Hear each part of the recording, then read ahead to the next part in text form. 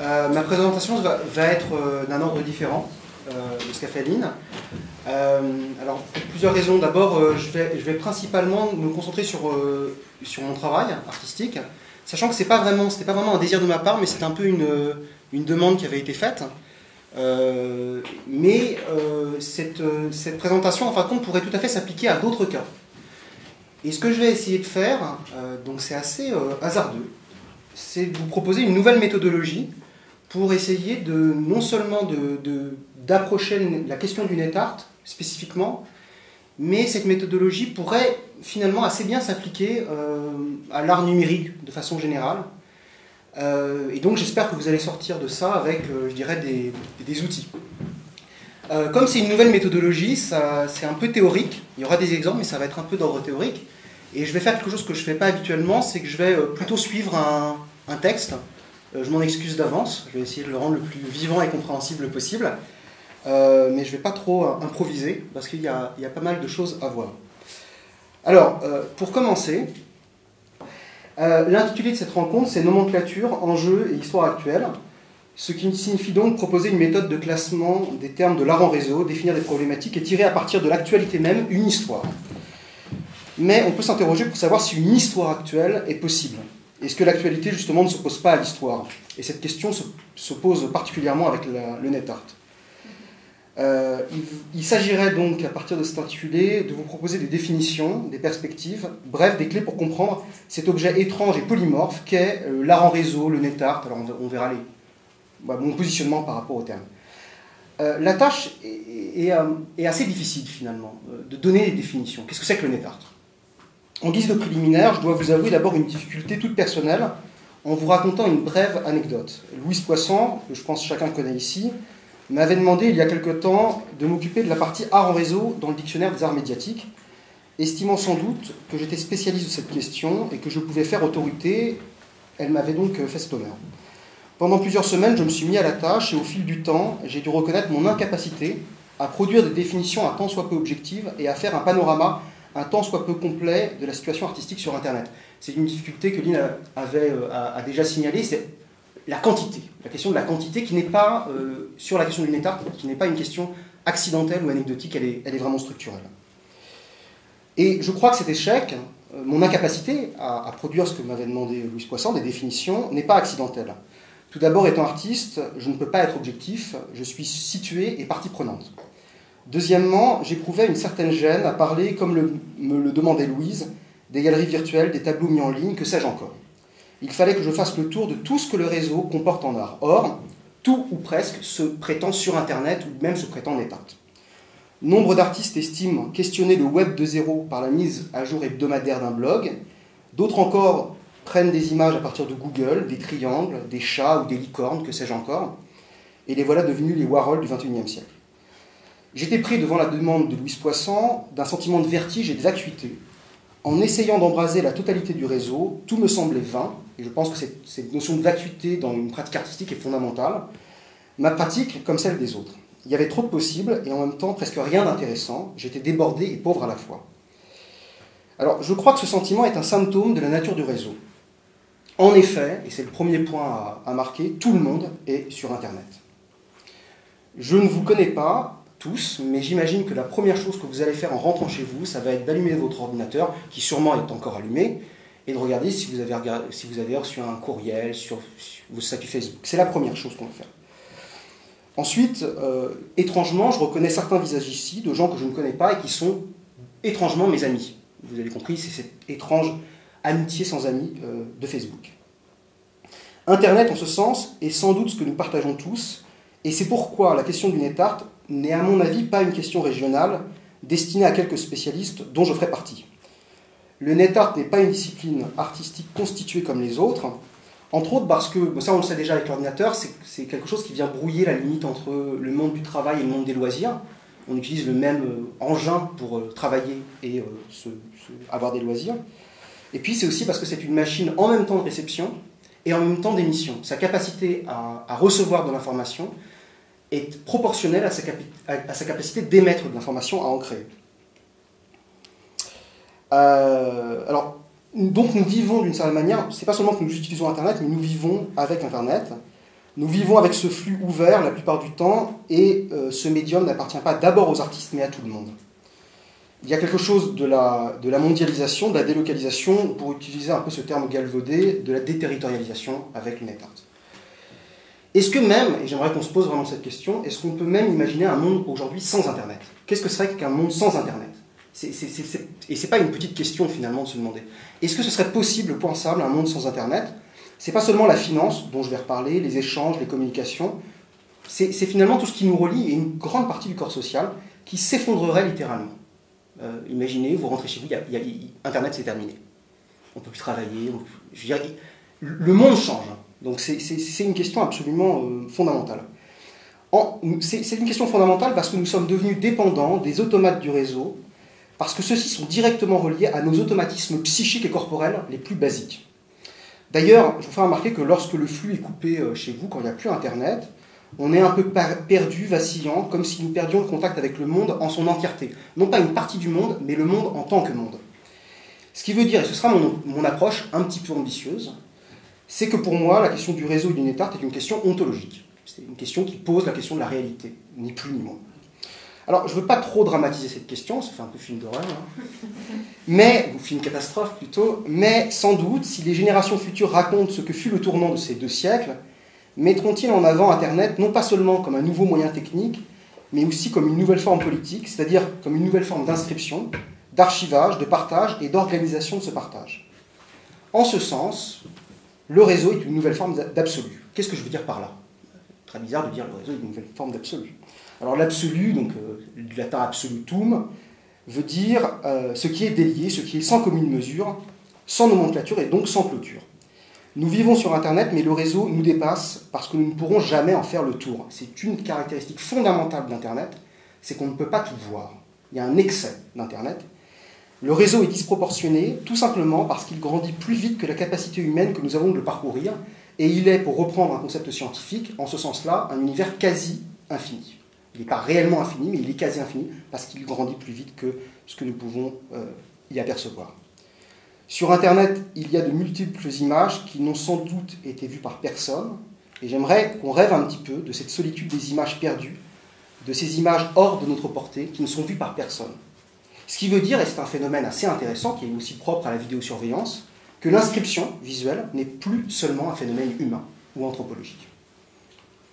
Alors, je devais donner des définitions, des clés, découper des lignes, classer des œuvres, et me voilà face à l'absolu, nom de Dieu. Je devais parler d'art, et me voilà parti sur quelque chose qui semble totalement indéterminé, et diffus et très général. Je voudrais vous faire ressentir que les net artistes, comme d'autres artistes, mais avec leurs moyens propres, ont affaire quotidiennement dans leur travail à ce quelque chose de diffus qui s'écoule, qui ne cesse de tourbillonner, qui est tumultueux. Je vais vous proposer temporairement de nommer cette chose le flux, ou les flux. Je vais bien sûr essayer de travailler autour de cette question. Les classifications académiques, et c'est pour ça que je vous ai remis assez peu de textes classiques sur le net art, c'est vrai que les classifications classiques du net art me semblent insuffisantes parce que souvent elles restent purement techniques et elles restent purement descriptives. Elles restent comme collées à leurs objets et le défaut c'est que ça ne me semble pas donner une vision très sémantisée du problème du net art. Donc je voudrais opérer un peu autrement et m'interroger sur les modes d'être du réseau et du net art. Alors, d'une façon générale, il y a dans la rencontre entre l'art et Internet un évident paradoxe. La généralisation de l'usage d'Internet signe sans doute la défaite du net art. C'est pour ça que j'ai appelé ça naissance et mort du net art. Je vais m'en expliquer.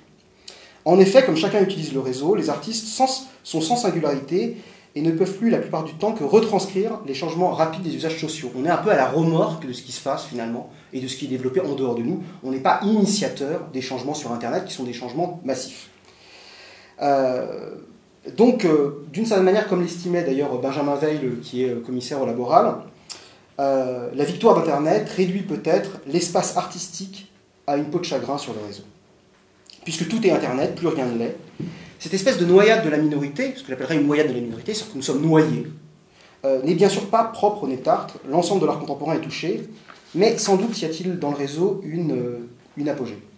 Alors, ce que je tente d'aborder là, ce que je vais aborder là, c'est la question du médium. Cette vieille et grosse question du médium. C'est pour ça que je me suis amusé à mettre Cardfile de Robert Morris. Donc, cette espèce d'œuvre qui se contient elle-même, qui est une espèce de subjectivité sans sujet. Bon, pas, bien sûr, vous la connaissez tous.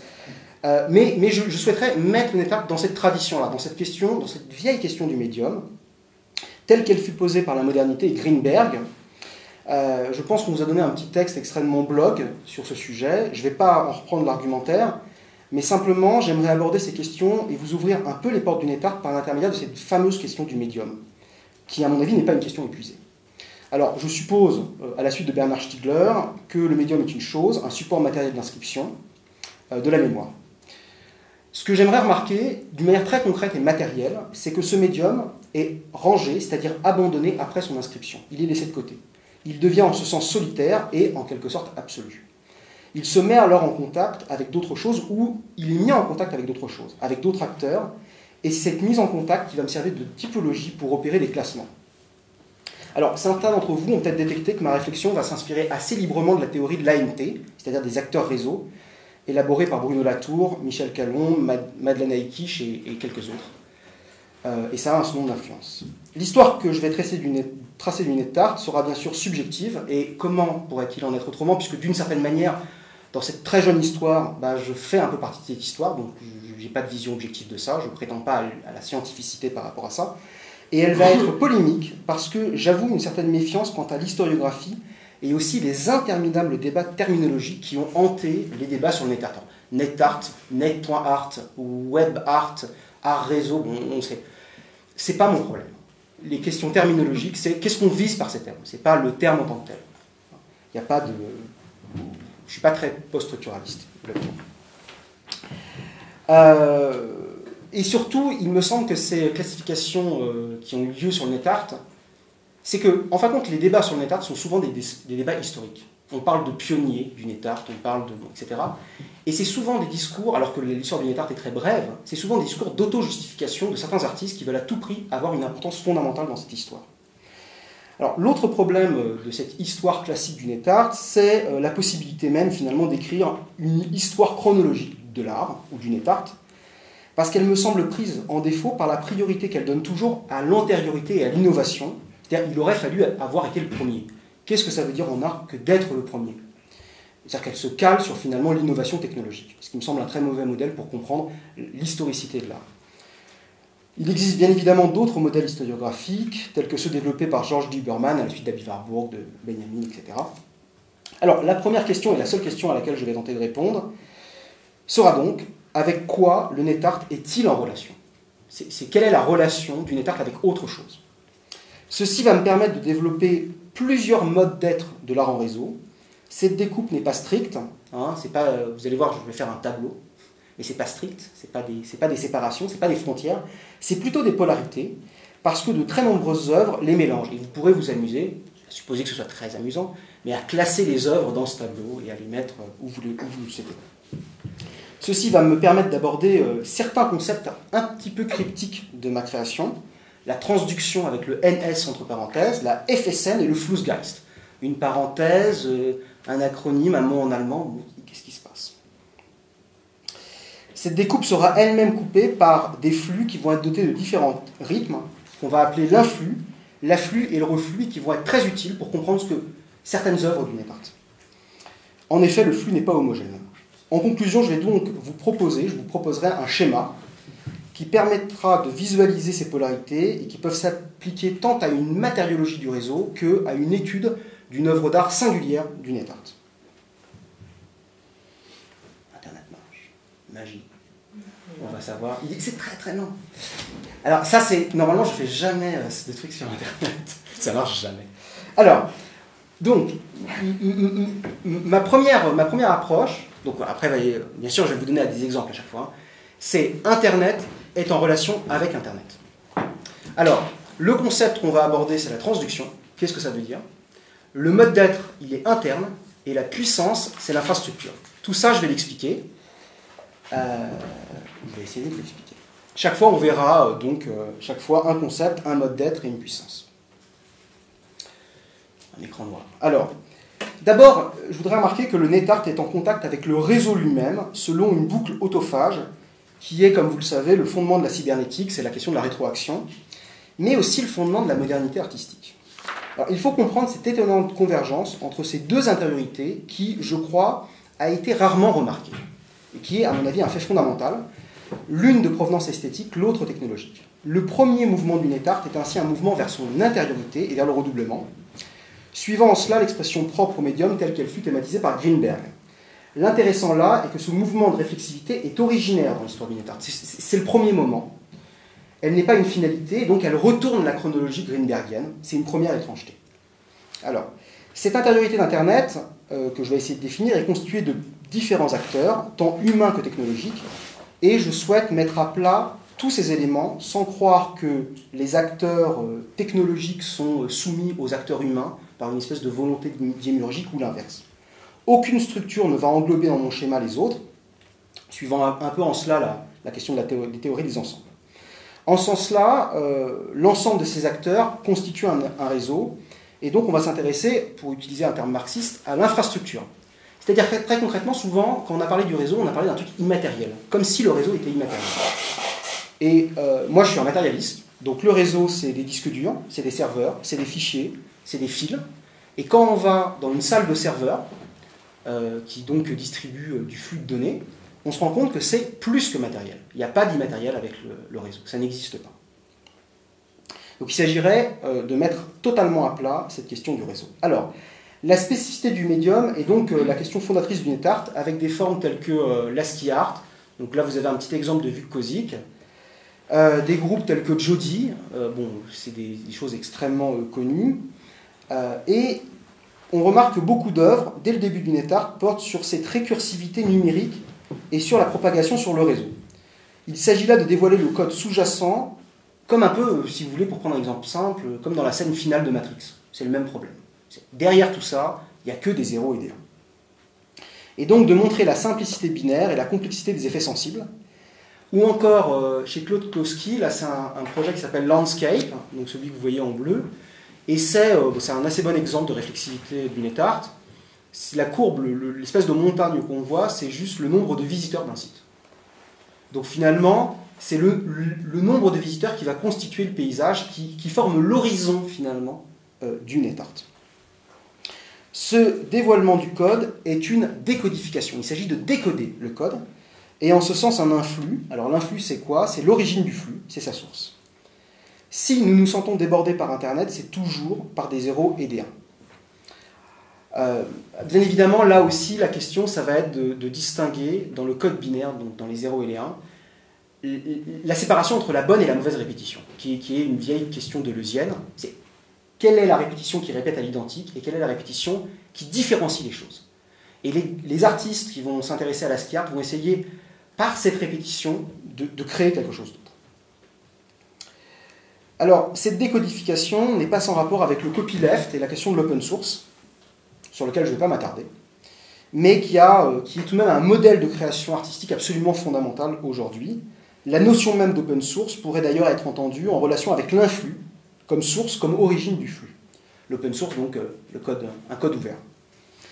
Il y a là l'adoption par une partie de la communauté artistique d'un discours qui au départ est informatique, et qui signe là encore, la mise en relation du réseau avec le réseau. C'est aussi un lieu qui aujourd'hui provoque beaucoup de débats, la question de l'open source, car il peut vite tendre vers un discours normatif. Il faudrait utiliser des logiciels libres. Ce qui, dans le domaine artistique, le discours normatif n'est jamais une bonne chose, à mon avis. On pourra en discuter, mais promulguer des règles de création, des méthodologies générales, bon, ça semble un peu étrange.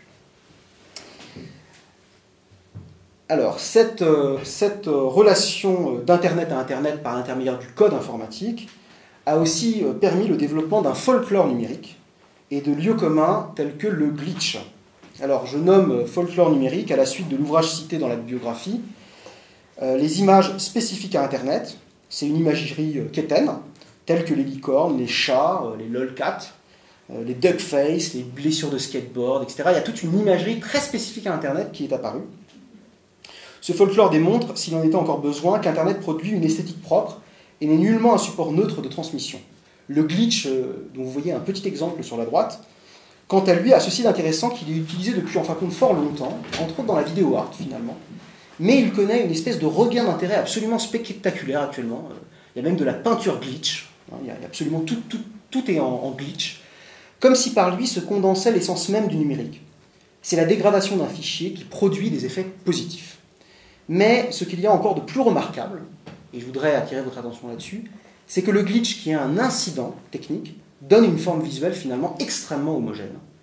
Il y a quasiment un style glitch qui est extrêmement reconnaissable. Donc l'incident est très très reconnaissable.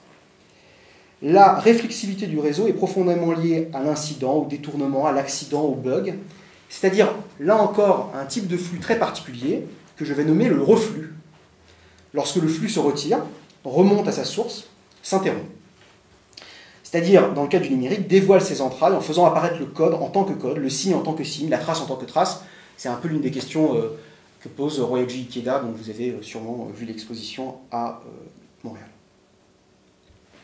Maintenant, je vais expliquer ce fameux concept barbare, la transduction avec le NS entre parenthèses, donc transduction et traduction. Pourquoi cette parenthèse? L'esthétique du code se fonde de façon générale sur la transduction numérique, dont le pouvoir est décuplé par le réseau. De quoi s'agit-il? Alors, la transduction, c'est un vocable hérité et retravaillé à partir de Gilbert Simondon. C'est la double capacité du réseau de tout traduire de façon binaire, dont le code lui-même. C'est-à-dire que les 0 et les 1 peuvent se traduire en 0 et 1, la musique, les images, c'est toujours des 0 et 1. Donc ça fait une traductabilité généralisée et non sémantique, c'est-à-dire avec des signes dépourvus de sens. Et d'ainsi faire se répandre de proche en proche ces traductions en gardant des traces des étapes précédentes. Puisque c'est mis en réseau, ça se traduit et ça passe d'une personne à une autre. C'est un peu ce qu'on avait vu de manière indirecte avec le jeu sur la clé USB. Les conséquences esthétiques de cette traduction épidémique et de ces signes dépourvus de sens sont vraiment très nombreuses et profondes. Je ne vais pas les développer ici, mais simplement souligner que cette transduction généralisée crée un sentiment, troisième catégorie de flux, d'afflux, c'est-à-dire de débordement. On ne sait plus où et comment donner de la tête. On est tous absolument débordés dans nos vies quotidiennes, et Internet y est pour beaucoup, finalement, dans ce sentiment de débordement permanent. C'est le caractère excessif des flux, c'est ce qui permet de traduire tout en tout, de couper dans le flux pour produire un nouveau flux, et ainsi de suite. C'est aussi la logique du mashup. Le mashup, c'est la capacité sur Internet de prendre un flux de données, par exemple Google Maps, et de l'afficher ailleurs. L'intérêt du mashup, de ce détournement, c'est qu'il est tout sauf du piratage. Je reviendrai sur la question de Face to Facebook. Les 1 million de profils que Sirio et son camarade ont mis en ligne, ce n'est pas eux qui les ont piratés. C'est un fichier torrent qui s'est retrouvé sur Internet et qui a été piraté par d'autres personnes. Donc, le mashup, le détournement, en fin de compte, est une fonction autorisée et voulue par les industries culturelles d'Internet. Google vous donne les moyens de détourner ces flux de données. Okay. Donc, il n'y a pas de résistance possible aux flux de données. Alors, des petits exemples, à supposer que ça marche. Mais sinon, je vais vous en parler. Alors, l'image que vous voyez derrière, donc position 2. Peut-être que tu pourrais sortir ton ordinateur, parce que je pense que là, le réseau est d'une faiblesse absolument... Mais je pense que c'est à cet endroit-là que ça ne marche pas bien. Parce qu'à cet endroit-là, ça marchait bien, mais là, ça marche moins bien. Donc je peux vous en parler globalement. Bon, l'espèce de tache de lumière que vous voyez derrière, en fin de compte, c'est un espace sur Internet qui, au début, est totalement noir. Il n'y a rien, il est vide. Et il y a un système qui permet de repérer les adresses IP des internautes. Les adresses IP, c'est ce qui permet d'identifier quelqu'un sur le réseau. Quelqu'un ou quelque chose d'ailleurs, un ordinateur, un périphérique, n'importe quoi, c'est une suite de chiffres. Et cette suite de chiffres, je la transforme dans un moteur de jeu vidéo en coordonnées spatiales, X, Y, Z, et ça crée des points. Et donc, plus il y a de gens qui visitent le site, et plus l'espace se constitue et se densifie et devient de plus en plus complexe. Donc c'est la visitation de l'espace lui-même. Donc c'est la visitation de l'espace lui-même qui permet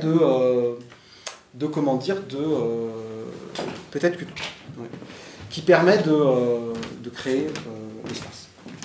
Je vous parle juste aussi d'un autre projet. Je vous en parle avant de pouvoir passer aux images, mais ce n'est pas très grave. C'est Rhizome, c'est un projet de Reynald Drouin.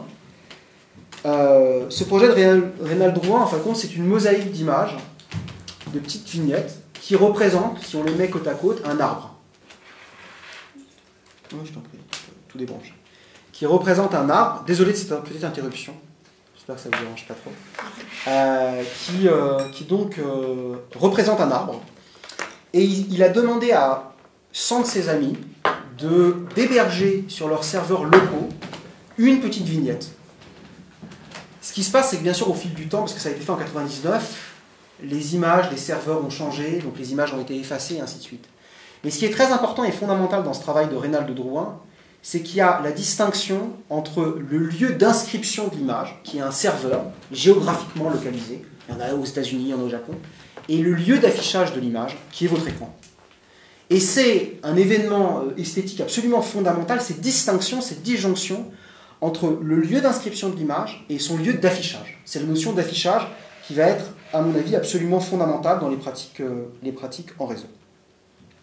Dernier projet sur la question de cette transduction, c'est... alors je vais taper « Yes ». Merveilleux. Nous allons maintenant aller à la vitesse de la lumière, grâce à l'ordinateur de Nathalie. C'est bon, merci. Alors, j'étais en train de taper sur l'écran. J'étais en train de pianoter sur l'écran. Alors, j'avoue que je ne suis pas une coach sur Mac. Alors, je tape.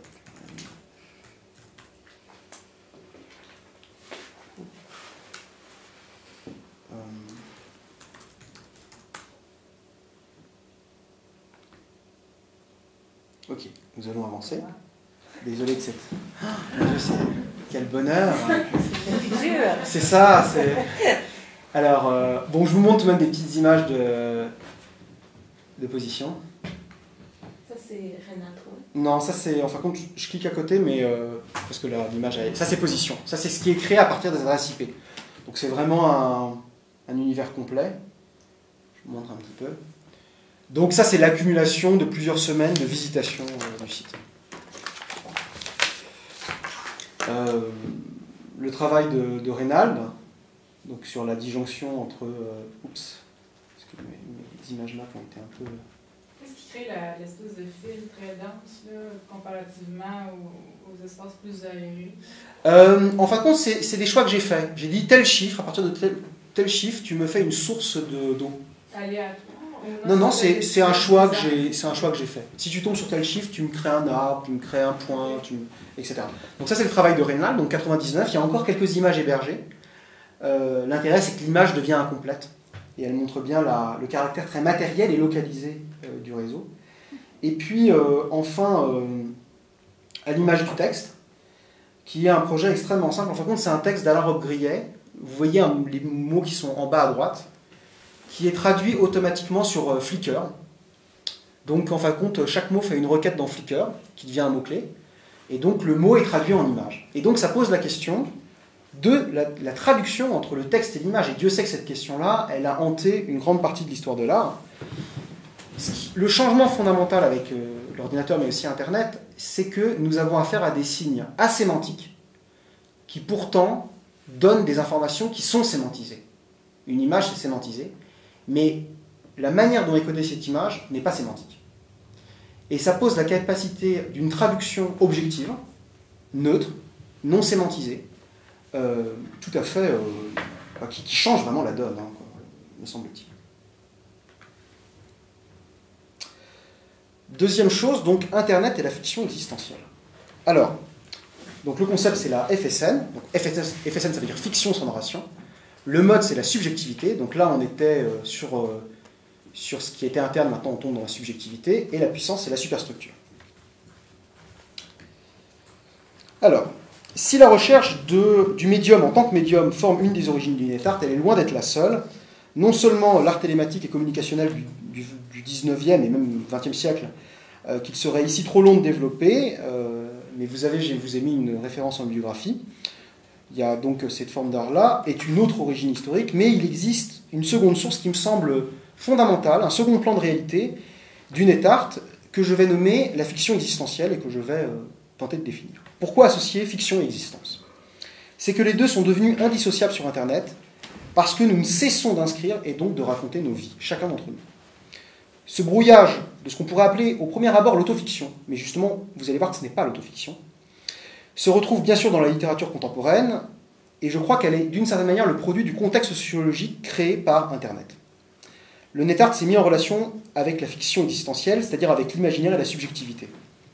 Donc je vais m'interroger sur ce second mode d'être, voir la manière dont nous vivons sur le réseau, tant d'un point de vue de nos affects, de nos idéologies, que de nos institutions. Alors, la première catégorie, c'est la fragmentation. Le réseau, en effet, est disséminé et par nature fragmenté. Il y a plein de petits morceaux sur Internet qui sont liés entre eux. Les liens sont autant de distances à parcourir. À la différence des industries culturelles du siècle dernier, dont on a un peu parlé précédemment, telles que, en particulier, le cinéma, qui privilégiait, me semble-t-il, le temps sur l'espace, le cinématographe étant d'abord un temps donné et une neutralisation de l'espace par la salle neutre, Internet me semble privilégier l'espace sur le temps. Très concrètement, il est très difficile de répondre à quelqu'un qui vous demande combien de temps dure un site Internet. On ne peut pas répondre à cette question. L'économie culturelle du XXe siècle était avant tout temporelle. Donc avec toutes les questions d'attention et d'inattention, il y a des gens comme Jonathan Crary qui ont travaillé de manière très très précise sur ces questions-là. Par contre, si on ne peut pas décrire temporellement un site web, on peut en faire la carte. C'est un espace qui est une multitude de temps possibles. Alors que le cinéaste conçoit un temps nécessaire avec un début et une fin, c'est-à-dire un destin narratif avec des personnages auxquels on peut s'identifier, le net artiste sait en général comment ça commence, mais pas quand ça finit. La construction du temps est donc déléguée à l'internaute. La fragmentation produit de la contingence, on ne sait pas ce qui va se passer, sous la forme de cette infinitude de la fiction. Alors je vais nommer ça l'influx. C'est la première catégorie, c'est l'influx. Alors, un des exemples de ça, c'est Revenance. Est-ce que c'est bien là? Oui. Alors Revenance, c'était un projet créé avec Reynald Drouin. En 99, c'était un site en VRML où en fin de compte, tous les liens, donc c'était une histoire de fantôme un peu fondée sur Derrida et tout ça, de hantise, et tous les liens fallait en fin de compte, on ne pouvait pas cliquer à distance. On était obligé de traverser spatialement les surfaces pour activer un lien. Ce qui peut sembler tout simple, mais finalement ça désorganise totalement la navigation sur Internet. Le fait de devoir à nouveau parcourir des distances pour atteindre d'un point à un autre. Un autre projet, je passe rapidement parce que sinon je vais dépasser et il se fait tard. Donc sur la fragmentation, donc là c'était un projet de 2001 sur des séries musicales, de vidéos musicales fragmentées aléatoirement avec une machine en fin de compte qui détecte les coupures et donc de jouer aléatoirement tous les morceaux. Et ce qui se passe, c'est que quand on joue totalement aléatoirement tous les morceaux, il se passe quelque chose. C'est-à-dire que c'est pas n'importe quoi, c'est pas juste du calme. Donc ça montre la puissance de la question du fragment, qui est une question assez classique. Et puis un autre projet qui s'appelle If Then, c'est en fin de compte, on estime aujourd'hui à 1000 milliards d'images, les images présentes sur Internet. C'est 1000 milliards. Donc c'est un système qui va piocher sur Internet n'importe quelle image, parmi ces 1000 milliards. Donc 2 images au hasard, totalement n'importe lesquelles. Et ça met entre ces 2 images un connecteur logique, de type philosophie analytique.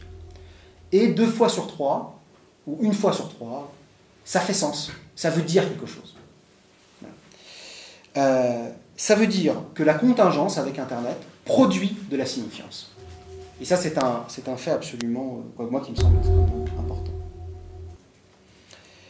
Mais il ne faudrait pas penser que la fiction est un flux continuel qui jamais ne cesse.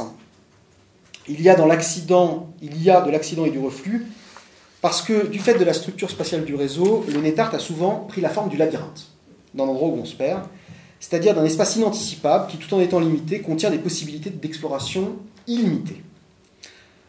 Nous retrouvons sur notre chemin la notion d'univers quasi illimité. Wax, le projet de David Blair, est à mon avis absolument fondamental. Si vous avez la possibilité d'aller à la boîte noire et de louer Wax, qui est ce film-là, c'est une œuvre à mon avis majeure. C'est l'un des premiers sites web vraiment narratifs. Parce qu'il va en plus développer un imaginaire propre au réseau. Et ça c'est très rare dans l'histoire du NetArt. Et qu'il est en plus, pour utiliser un terme à la mode, transmédia. Il est sur Internet, il est en vidéo, et ainsi de suite. Et que chaque élément n'est pas identique aux autres. C'est-à-dire que la vidéo ne raconte pas exactement la même histoire que sur Internet. l'espace fragmenté est illimité parce que sa recomposition, son accès non linéaire, induit que le temps que nous devrions investir pour le parcourir en totalité dépasse nos chances de survie. Ça nous épuise. Tu disais, quelle est la raison pour laquelle revenir? On n'a aucune raison de revenir parce qu'on sait que même si on revient encore et encore, on va y laisser notre peau, quoi, d'une certaine manière. On va mourir. C'est une question assez classique dans l'art. Je veux dire, Empire d'Andy Warhol, personne ne l'a vu en entier. Donc cette capacité de faire des images qui dépassent la perception humaine, donc qui ne sont pas seulement anthropomorphiques, c'est une des questions dans le champ de l'art contemporain. Alors, je n'ai pas le temps de parler ici, bien sûr, de l'entreprise de mondialisation géographique de Google, mais chacun comprendra qu'il s'agit là d'une volonté proprement ontologique de domestication de la Terre, de couvrir tout, le langage, le monde, et ainsi de suite. Alors, je vais donner le nom de fiction sans narration, donc FSN, à ce reflux, à ce labyrinthe, parce qu'il y a bien un imaginaire fictionnel, mais il n'y a plus de narrateur, plus de voix pour structurer les éléments du récit, dont les fragments sont à présent disposés les uns à côté des autres, selon une logique de la base de données et de l'indexation. Alors, rapidement, des petits projets par rapport à ça. Un projet que j'avais fait, qui avait d'ailleurs été exposé ici, qui s'appelle La Révolution a eu lieu à New York. Donc, il y a un générateur de texte qui génère un texte à la manière d'un livre d'Alain Robbe-Grillet, qui s'appelle Projet pour une révolution à New York. Et ensuite, ça va chercher dans une base de données d'images que j'ai constituée, mais aussi d'images sur Internet, des textes, des images. Donc, c'est une espèce de triptyque. Alors, l'effet bizarre, c'est qu'il y a des acteurs, il y a des dialogues, il y a visiblement une histoire. C'est pas n'importe quoi, c'est pas du chaos. Mais il n'y a pas de fin, il n'y a pas de solution, il n'y a pas de progression dramatique. On perd la progression dramatique, même si on a quelque chose de l'ordre de la fiction. Et c'est ça que j'appelle la FSN.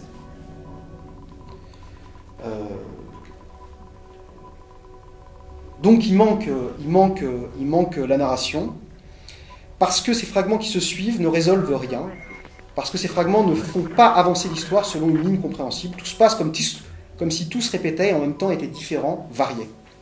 Ceci provoque un étrange sentiment parce que la fiction semble contingente et n'est portée par aucune nécessité, c'est-à-dire aucun destin auquel on pourrait s'identifier selon le schéma aristotélicien de la narration classique.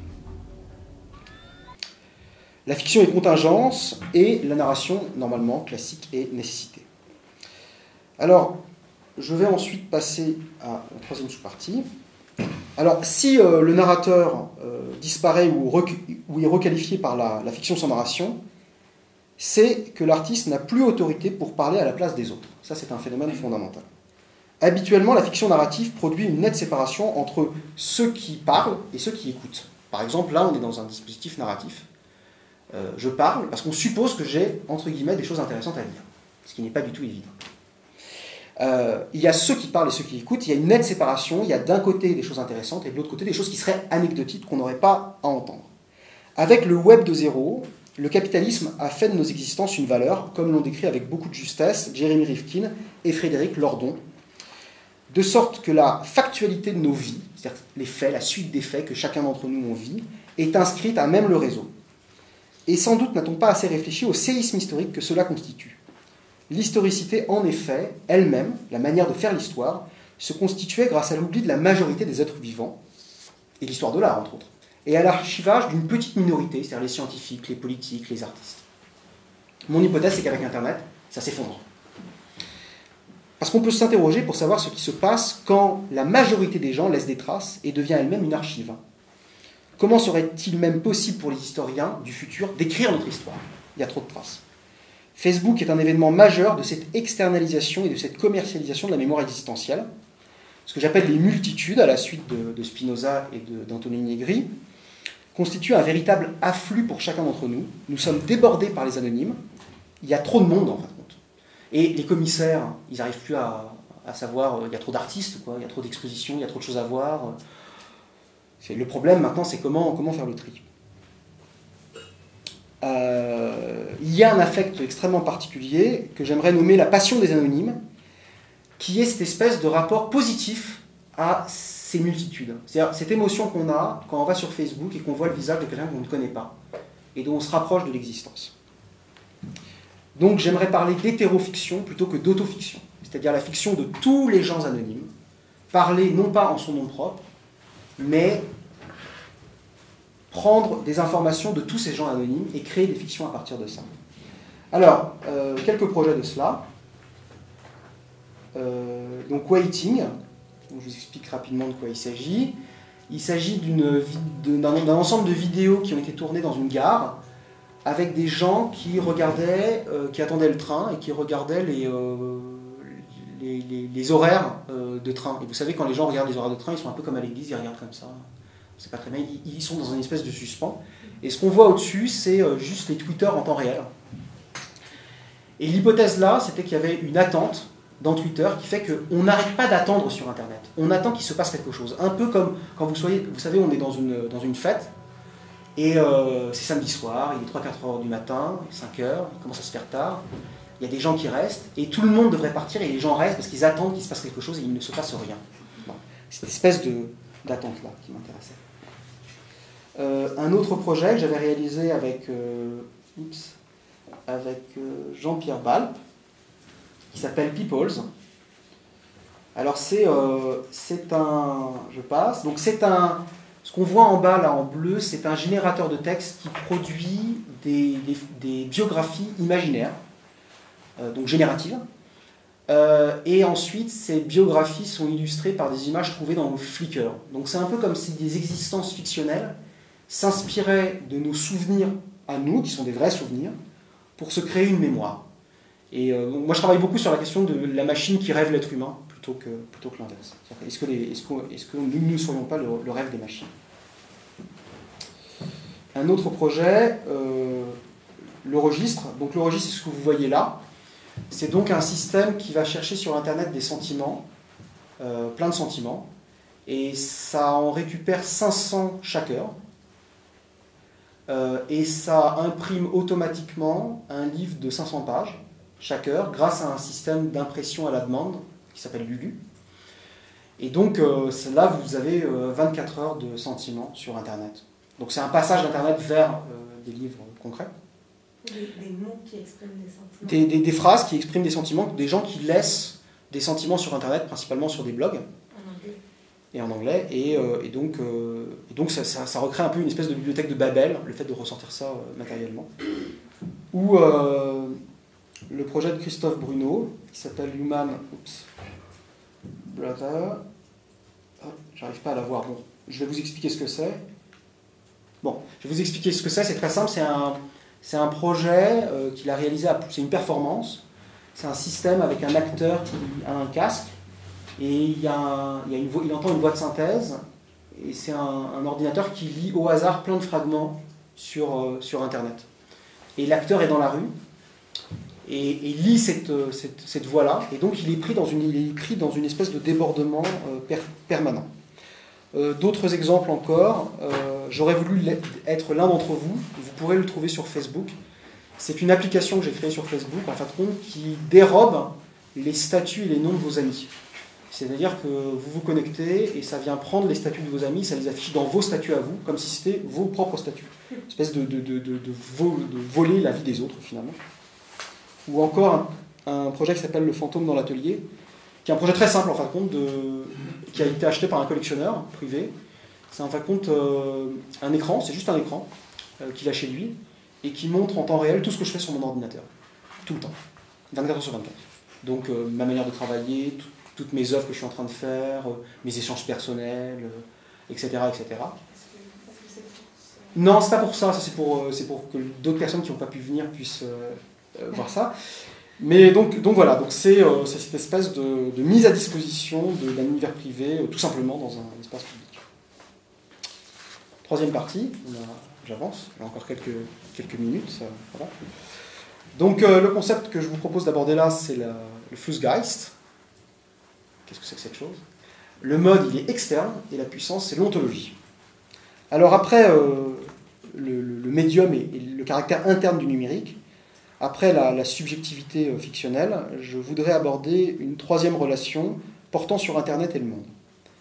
Internet n'est pas seulement un objet compact, refermé sur lui-même et substantialisé, il affecte le monde en son entier, c'est mon hypothèse.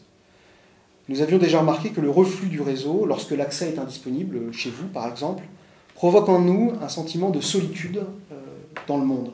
On est comme isolé.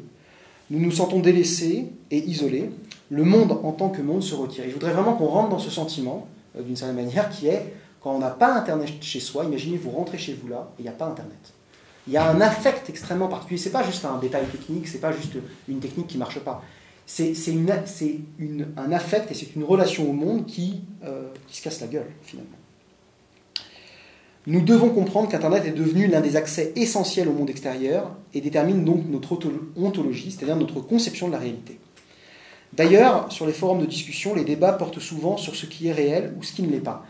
Le projet que vous voyez en bas, que j'avais réalisé en 2011, c'est un projet qui s'appelle Libération. Alors c'est assez simple, c'est une espèce de monolithe qui reprend, c'est une sculpture, c'est un grand monolithe de 2,50 m qui reprend exactement les dimensions du monolithe du TA 9000 de 2001 de l'Odyssée de l'espace. Et quand on se rapproche et qu'on touche ce monolithe, on entend une voix de synthèse, et c'est une voix qui lit en temps réel tous les commentaires du site d'un journal français qui s'appelle Libération, et donc où les lecteurs peuvent commenter les articles.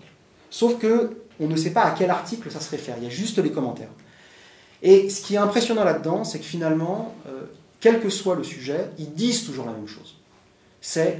La question, c'est quoi la réalité? Comment faire confiance à la réalité? Est-ce que l'information, c'est la réalité? Est-ce qu'on peut faire confiance à ce que les journalistes nous disent? Etc. Toutes les théories complotistes, etc. Et le fait de théories complotistes qui se sont développées à l'époque d'Internet, ce n'est pas pour rien, à mon avis. C'est fondamentalement lié à ce phénomène ontologique.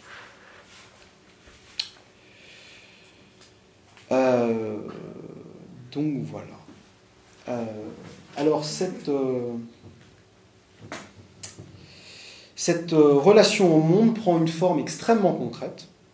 Ce sont des œuvres hors du réseau, Nathalie en a déjà un peu parlé, mais qui se nourrissent de flux numériques. Cette sortie hors de l'écran me semble une catégorie actuelle extrêmement importante parce qu'elle démontre à elle seule qu'Internet est une ontologie générale.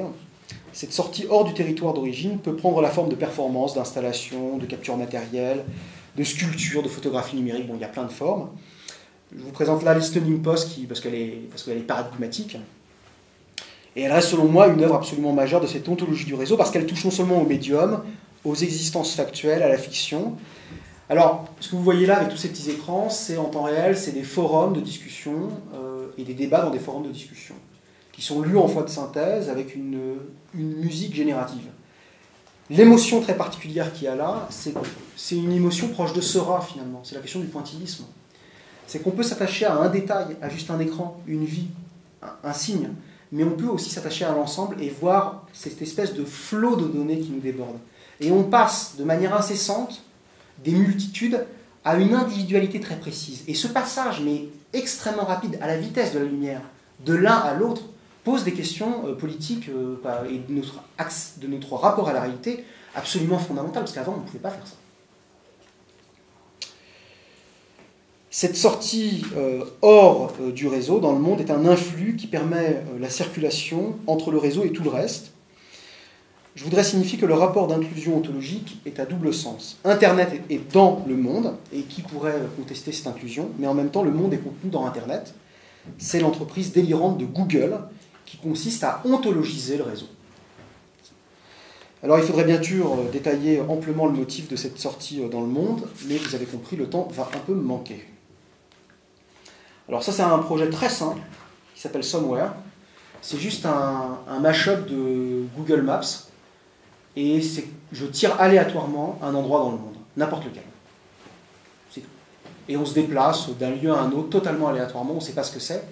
Et là, bien sûr, le sentiment, c'est un sentiment assez bizarre, c'est que bon, d'abord, ça devient très abstrait, cette image, elle ne signifie plus rien. Mais c'est aussi le fait que tout se passe comme si tout était couvert, comme s'il n'y avait plus de reste. Finalement. J'avais fait aussi un autre projet avec Google Street View pour parler de Google qui s'appelait Vertigo Atom et qui consistait à reprendre la fameuse séquence dans Vertigo d'Hitchcock quand James Stewart suit Kim Novak, la sublime Kim Novak. Et donc j'avais recréé exactement la même séquence mais seulement avec Google Street View. La seconde catégorie qui me semble définir la relation entre le monde et Internet est le contact. J'entends par contact quelque chose qui est touchant et qui est touché. Alors, pour donner un exemple très simple, quand vous caressez quelqu'un que vous appréciez beaucoup, il y a certains moments, rares mais précieux, où vous ne savez plus qui touche et qui est touché. Il y a une espèce de limite un petit peu incertaine, et ça c'est le cœur de la perception. À mon avis, ça c'est le cœur de la perception. C'est-à-dire la réciprocité du sentant et du senti. Et il me semble que ce modèle n'est pas seulement un modèle qui concerne toute chose, car toute chose peut entrer en contact avec autre chose. Il n'y a aucune raison de faire de la conscience humaine l'échelle de valeur de la perception. Il y a non seulement à sentir de la guêpe, mais aussi de l'orchidée, de la pierre et de l'écran. Le propre de ce contact est que la donation est aussi un retirement, que l'accès est aussi une obstruction, parce que le contact peut s'arrêter tout simplement, c'est un événement, il peut s'arrêter. Ça, c'était un projet qui s'appelait Se toucher toi, donc c'est une installation interactive en réseau assez simple. Vous arrivez, vous avez une espèce d'interface, mais en fait on n'est pas obligé de la toucher, donc vous déplacez votre main sur cette interface, et sur un paysage très bucolique, vous voyez la main d'un homme et d'une femme se caresser. Et si vous avez votre main à droite ou votre main à gauche, ils se caressent. Donc vous avez un certain plaisir, une certaine même jouissance à manipuler interactivement, à avoir le pouvoir sur ces deux mains. Sauf qu'à un moment, ces deux mains commencent à bouger sans répondre à vos ordres. Ils commencent à se caresser sans vous suivre, sans répondre à vos mouvements. C'est parce qu'en fin de compte, cette installation existe sur Internet ou dans un autre espace, et ce que vous voyez, c'est le résultat de l'interaction de quelqu'un d'autre. Donc par retour, vous comprenez que quand vous jouissiez de manière un peu autonome de votre interaction, vous l'imposiez à quelqu'un d'autre.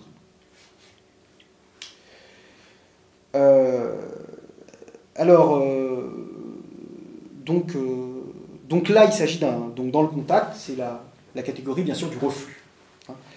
C'est-à-dire que le contact n'est pas une fusion entre le senti et le sentant, mais quelque chose qui peut toujours s'effondrer, se disloquer, être enseveli. Le monde est toujours au bord de sa destruction. D'ailleurs, c'était aussi ce reflux que j'avais voulu aborder dans cet autre travail. Donc très simplement, je passerai rapidement, ça ne touche pas directement à Internet, mais c'est pour vous montrer cette destruction. Donc c'est un système biométrique, on met son empreinte digitale et l'empreinte digitale se disloque. Donc c'est plus un élément d'identification, mais c'est un élément de devenir finalement, l'empreinte digitale. Donc, je passe la vidéo qu'on pourrait voir. La troisième catégorie, pour finir, que je voudrais aborder, est l'économie du réseau, la question économique. La question économique est consubstantielle à Internet, absolument pas accidentelle, parce que c'est par les échanges d'Internet et la rapidité automatisée que la mondialisation s'est financiarisée. Internet est une condition de la finance, selon moi. C'est ce que j'aimerais défendre. Il y a une ressemblance étrange entre notre relation à Internet et le flux permanent de la spéculation, cette espèce de présent continuel, compulsif et fragmenté. L'économie qui devrait être le décodage et le barrage des flux en est finalement une forme privilégiée, c'est ce que j'appelle le flux intégral. C'est un flux qui normalement, soit il est total, soit il s'arrête totalement, et c'est l'effondrement. Elle est ce par quoi le flux nous déborde, c'est un afflux donc. Face à l'économie, nous ne savons plus quoi faire, comment agir, comment réagir, tout le monde est débordé, les politiques ne savent plus quoi faire, etc. Et ça pour moi, c'est un sentiment lié à Internet. Je passe un petit peu. Il y a eu différents projets qui ont été développés sur la question de l'économie, dont ce projet qui s'appelle Google Will Eat Itself, qui est un projet assez intéressant où finalement il s'agit de se faire de l'argent grâce à Google. Vous savez, il y a des services payants sur Google. Enfin, on peut gagner de l'argent en hébergeant sur son site des liens. Donc ça fait de l'argent. Et en fin de compte, avec cet argent, ils ont créé un automate qui permet d'acheter des actions Google. Donc l'idée, c'était d'acheter Google grâce à l'argent. Donc, en fin de compte, il y avait aussi la quantification du nombre d'années pour acheter Google à ce rythme-là, et c'était en général 2000 ans, 3000 ans, etc. Donc c'était l'idée d'une économie qui se dévore elle-même. Là, on retrouve encore la notion d'autophagie ou de boucle autophage. L'une des données fondamentales qui vient perturber l'économie, c'est bien sûr la question du customérisme, c'est-à-dire la possibilité de produire à l'unité par des méthodes industrielles, des objets. Donc la production à la demande.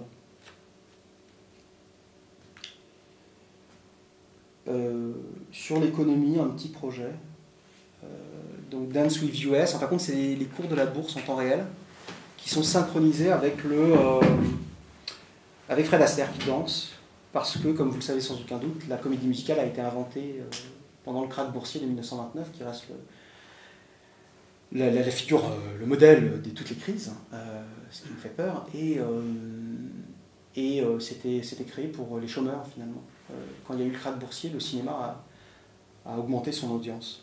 C'est aussi l'idée qu'aujourd'hui, si on rentre chez nous là, et qu'on voit que bourse de New York a dévissé de 25%, on va tous avoir peur. Donc c'est la puissance des chiffres dans nos vies concrètes, qui est tout de même quelque chose qui nous affecte. Alors, maintenant, je voudrais prendre un peu de recul. Je n'aurai pas le temps de parler du projet Capture, mais vous pouvez vous porter à mon site pour voir ça. J'aimerais prendre un peu de recul et observer des événements politiques de ces dernières années. En effet, de nouvelles formes révolutionnaires ont vu le jour, et à chaque fois que les multitudes ont pris le pouvoir, même de manière temporaire, Internet, il faut le remarquer, fut le principal moyen d'organisation de leur lutte. Il ne faut bien sûr pas idéaliser le réseau et y voir la solution pour libérer le politique, parce que Internet est tout simplement aussi un moyen de contrôle et de surveillance dont nous avons encore du mal à percevoir les conséquences. Il y a donc une espèce de dialectique entre l'auto-organisation des multitudes non hiérarchisées, démocratiques mais sans représentation, et l'hyperstructure constituée des pouvoirs comme moyen de surveillance. Il est tout de même absolument remarquable que le passage à l'acte révolutionnaire se soit systématiquement organisé grâce à Internet ces dernières années. Moi, c'est un phénomène qui m'étonne. Pourquoi ? Alors, ça peut tout de même s'expliquer par le fait qu'Internet est le flux sur lequel circulent des techniques, des existences et des réalités, et qu'une révolution, c'est les trois choses. Cette omniprésence politique d'Internet a une conséquence profonde sur le netart, me semble-t-il, et sur la conception que nous devons retenir du réseau. Il ne s'agit pas d'un médium spécifiquement artistique, à la manière de la peinture, de la sculpture ou du cinéma. C'est pourquoi le médium et l'inscription ne tendent pas vers leur autonomie, en tout cas pas seulement. C'est un milieu beaucoup plus diffus, présent à divers degrés de la société. Lorsque nous analysons les influences d'Internet sur l'art, il serait donc absurde de limiter notre champ d'investigation seulement à l'art. C'est pour ça que je vous ai parlé de plein d'autres choses. Et il faut même aller plus loin et penser la manière dont Internet a modifié l'ensemble des comportements du milieu artistique, tant au niveau des artistes, des médiateurs et du public, qu'ils soient nés artistes ou pas. Il est remarquable que dans son immense majorité, le monde de l'art contemporain conçoive encore avec une certaine méfiance Internet d'un point de vue artistique, alors que même chacun passe son temps dessus et n'arrête pas de travailler dessus. Donc il y a un manque de réflexion, on va dire, sur l'hyperstructure et la superstructure du monde de l'art.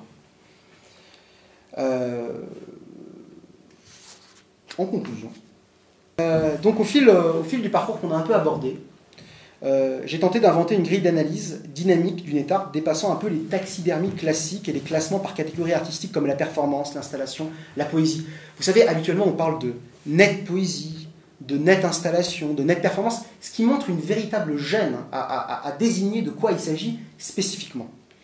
Cette grille d'analyse prend sa structure du réseau lui-même, et il va de soi que cette proposition doit être ajustée à chaque cas particulier. Donc je vais vous proposer un schéma maintenant. Alors, on y va par morceaux, et puis de toute façon, vous allez voir, on va reprendre exactement le chemin qu'on a fait. Je suis désolé si vous ne voyez pas, vous voyez bien, ça va. Alors, donc il y a trois niveaux. Le netart, ça concerne Internet.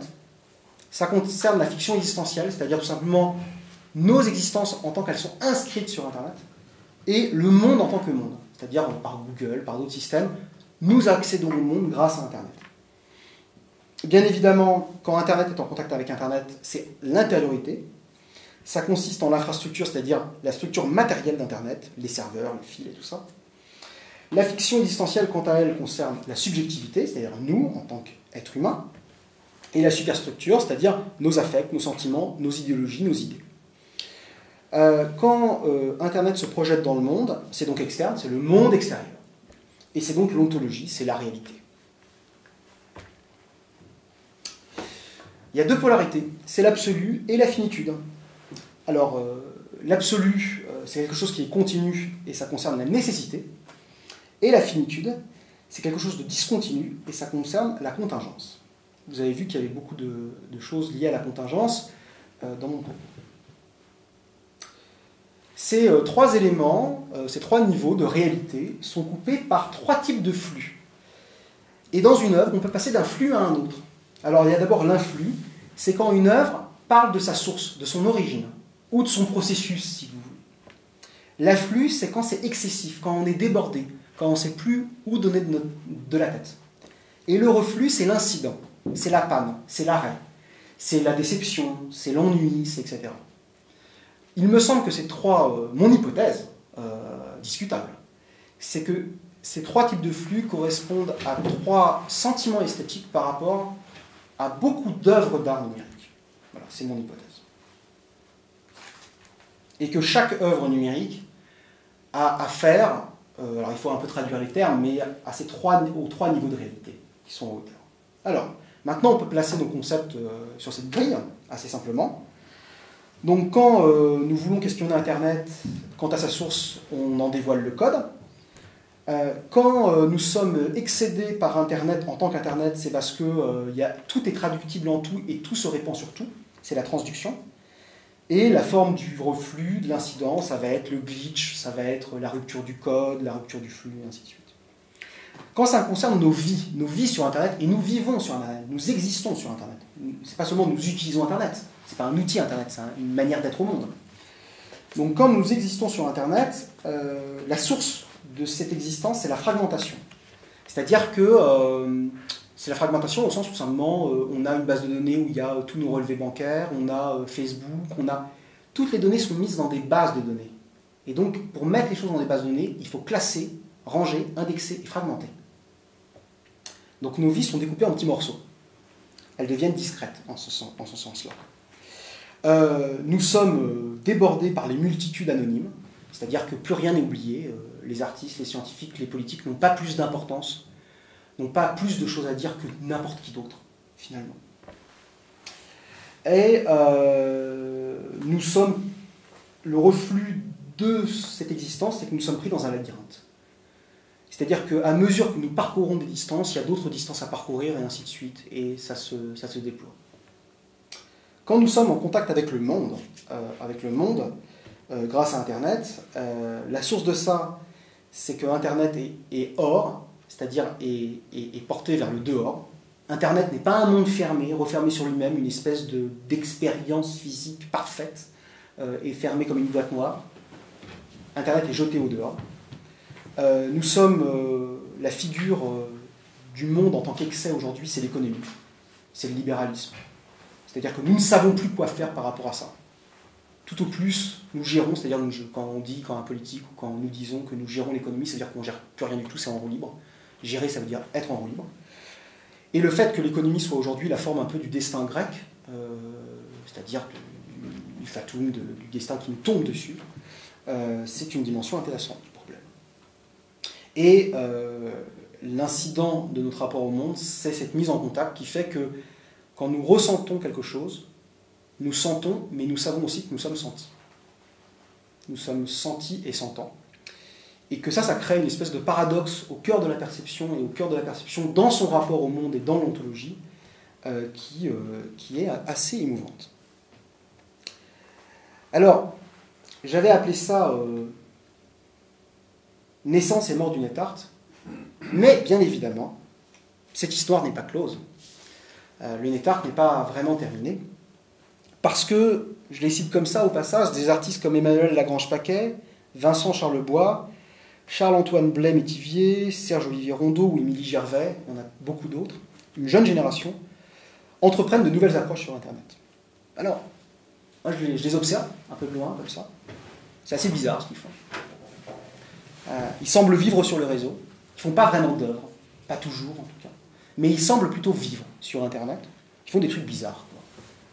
C'est ça qu'ils font des choses bizarres, et ils semblent aspirer absolument toutes ces choses qu'on a traversées aujourd'hui. Et j'aimerais finir par dire que finalement on ne sait pas très bien ce qu'ils font, et sans aucun doute c'est le signe qu'ils sont en train de faire quelque chose. Voilà. Merci. Merci.